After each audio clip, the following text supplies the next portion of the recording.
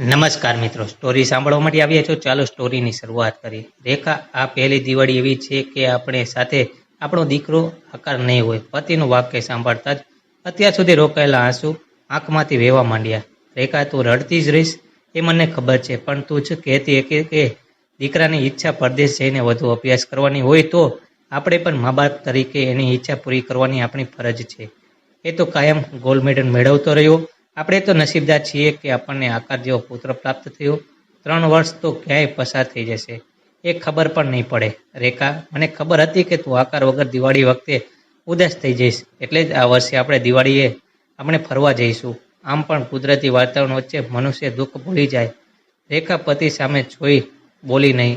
અમર, હું દિવાળીમાં ઘર છોડીને ક્યાંય જવાની નથી. તમને યાદ છે કે મને રંગોળી પૂરવાનો બહુ જ શોખ છે. તમે અને આકાર અને રંગોળીમાં રંગો પુરાવા બહુ જ મદદ કરતા. એની કળા પર લોકો મુગ્ધ બની જોયા કરતા. અને ફરવા નહીં જવાનું બીજું પણ કારણ છે કે આકારે કહ્યું હતું કે મમ્મી, હું ત્યાં નથી પણ તું રંગોળી જરૂર કરજે.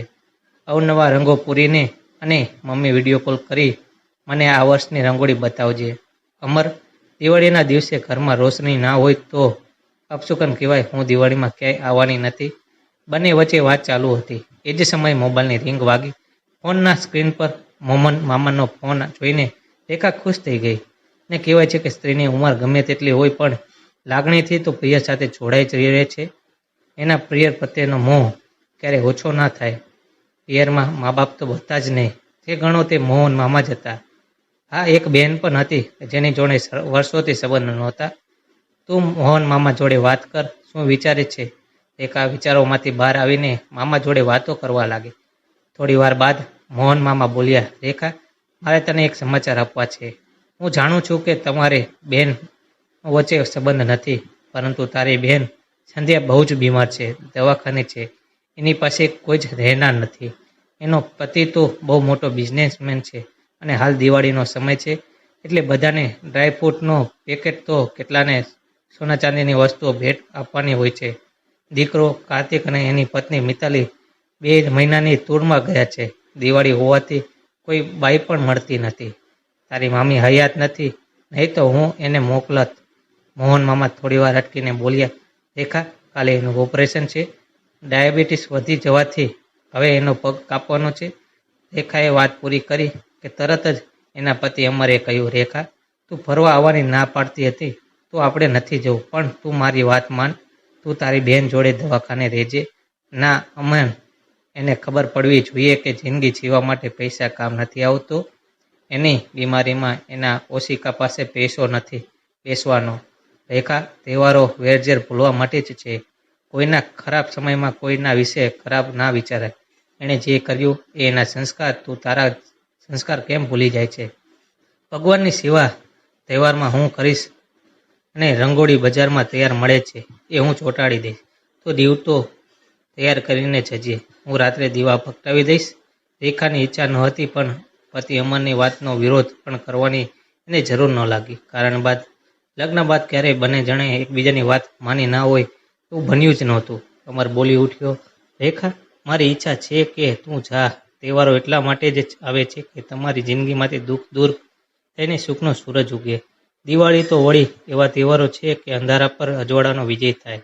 અંધારી રાતમાં ઘેર ઘેર દીવા પ્રગટાવવાની અંધકાર દૂર કરવામાં આવે છે. તું નફરત દૂર કરીને પ્રેમનો પ્રકાશ ના ફાતવી શકે? રેખાની આંખમાં આંસુ હતા. સંધ્યાને હૈયે પૈસાનું અભિમાન, એને તો બધું જ તુચ્છ લાગે. પિયરમાં એ આવી નહોતી પણ સાસરિયામાં ઘમંડી લોકો સાથે રહીને પૈસાને જ સર્વસ્વ માનવા લાગી. આખરે રેખા 3 કલાકની મુસાફરી બાદ બીજા શહેરની હોસ્પિટલમાં પહોંચી. કહેવાય છે કે દુઃખ હોય કે સુખ, માણસને એ વેચવા માટે બીજી વ્યક્તિ જોઈએ જ છે. રેખાને જોતા સંધ્યા રડી પડી અને જાણે વર્ષોથી ભેગા થયેલા આંસુ સરી પડ્યા. સંધ્યા વિચારતી હતી કે કોઈ એની પાસે બેસે, એને આશ્વાસન આપે. હવે એક જ પગ જતાં જ અપંગની જેમ જિંદગી વિતાવી પડશે. એ દુઃખ કોની પાસે વ્યક્ત કરે? બીજે દિવસે ઓપરેશન થયું. જોકે એ દરમિયાન સંધ્યાના પતિ રાજેશના ફોન ડૉક્ટર પર આવતા એ તો કહેતો જ, પૈસાની ચિંતા ન કરતા. હા, પણ સંધ્યાને સાજી કરી દેજો. રેખા સતત 5 દિવસ સંધ્યાની સાથે રહી. બેસતા વર્ષે એ સંધ્યાને પગે લાગી ત્યારે સંધ્યા રડી પડી. એના આંખમાંથી આંસુ અબોલા વર્ષોથી વહી ગયા. જે દિવસે રજા આપવાની હતી એ દિવસે અમર રેખાને લેવા આવ્યો. બોલ્યો, લોહી પાણી કરતાં ઘટે છે. રેખા હસીને બોલી, જીવવા માટે સથાવર કે સકમ મિલકતની જરૂર નથી હોતી. જીવવા માટે પ્રેમની જરૂર હોય છે. છૂટા પડતી વખતે બંનેની આંખમાંથી આંસુ હતા.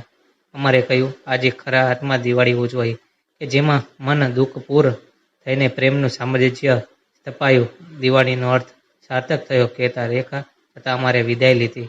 આવી સ્ટોરી સાંભળવા માટે ચેનલને સબસ્ક્રાઈબ કરજો મિત્રો અને વિડીયોને લાઈક કરજો મિત્રો. ધન્યવાદ.